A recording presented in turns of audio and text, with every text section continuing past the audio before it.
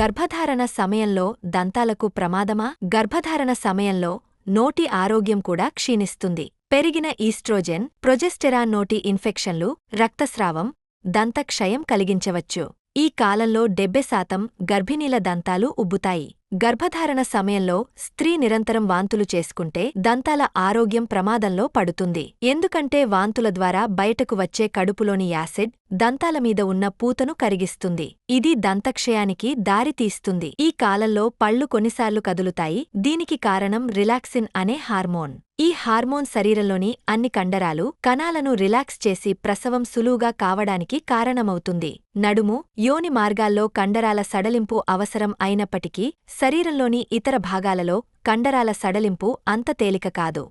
గర్భధారణ సమయంలో మహిళలు దంతాలు కోల్పోవడం చాలా అరుదు. కానీ సాధారణంగా పదే గర్భం దాల్చే స్త్రీలకు నోటి ఆరోగ్యం బాగా లేకపోతే అలా జరిగే అవకాశముంటుంది.